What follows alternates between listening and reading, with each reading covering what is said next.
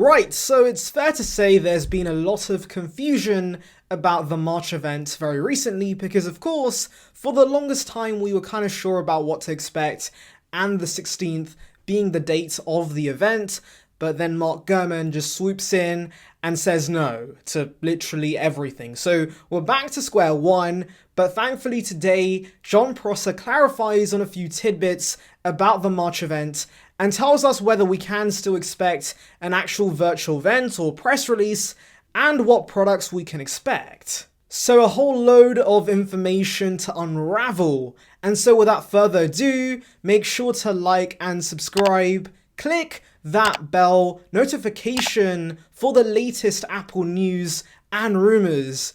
And with that being said, let's just tuck in. Right, so let's answer the first main question, and that is, will there be an actual virtual event in March, or are we seeing these releases via press release instead? Well, John clarifies just this in his new episode of Genius Bar with Sam from iUpdate, and essentially the situation seems to be quite interesting. So according to him, we can see both an event and a press release in March, and yes, this initially seems pretty confusing, but of course, let's break it down.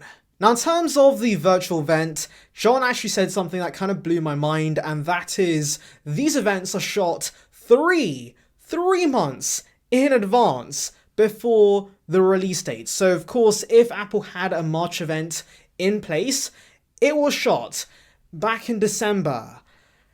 That's just insane.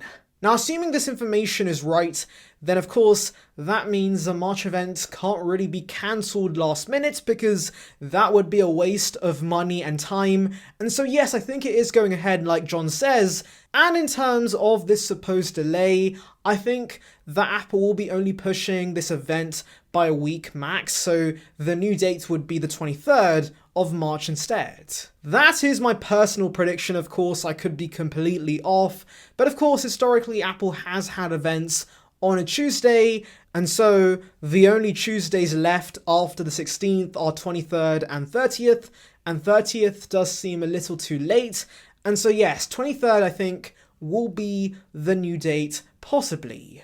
Now, in terms of what is coming at this event, John once again confirms the lineup as far as he knows is going to be iPad Pro, Magic Keyboard, and AirTags. Now let's get to the press release part of the information, which seems pretty confusing, and in fact, John himself thinks this is quite unlikely because, number one, these sources only speak Chinese, so this information might be lost in translation, and what they mean by press release is simply the announcement of the actual event that Apple does a week in advance. Though let's assume for a minute that nothing was lost in translation and this is not the case, then what do we see via a press release in March instead? Well, John actually mentions something pretty key. So apparently these two sources from China actually differ in terms of information on one part, and that is, one source says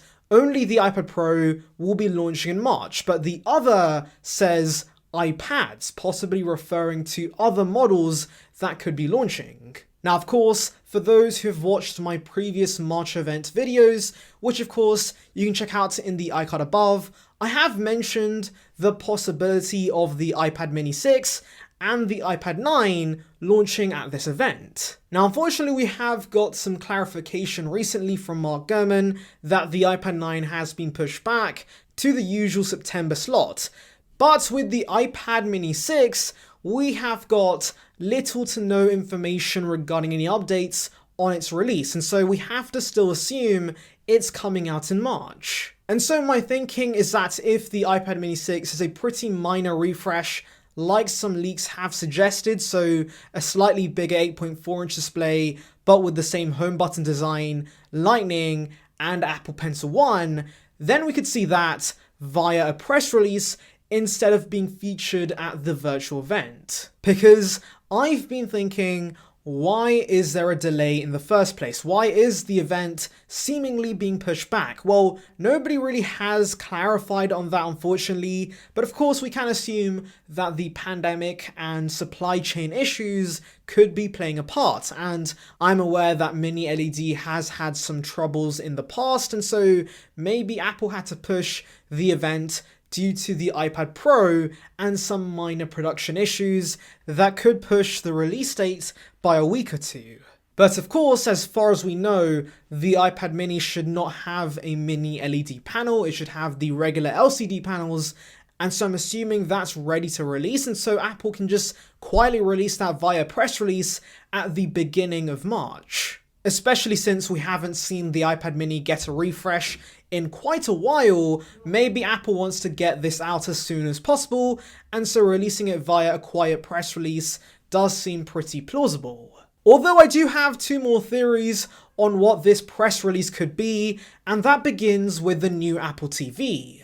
So of course, John has made it pretty explicit that the new Apple TV has been ready to ship for quite a while, and in fact he has no clue as to why Apple keeps pushing the release date, and so finally maybe we see the new Apple TV release via press release before the March event. Especially since this update for the most part is a spec refresh, it doesn't really need any event time, and so quietly releasing this before the actual event, it does seem pretty plausible to me.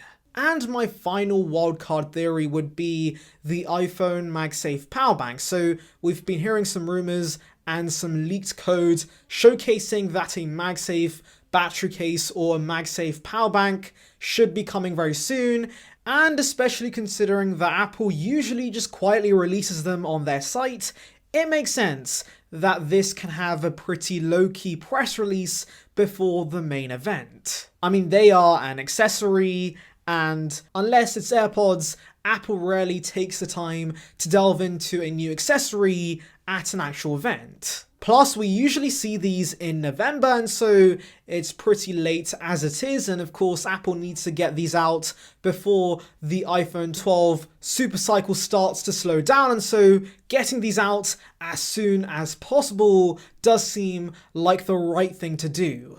Though tell me in the comments below, if Apple does have a press release, then what could it possibly be? Do you think it could be an iPad mini, or do you think we could see something else have a quiet release instead?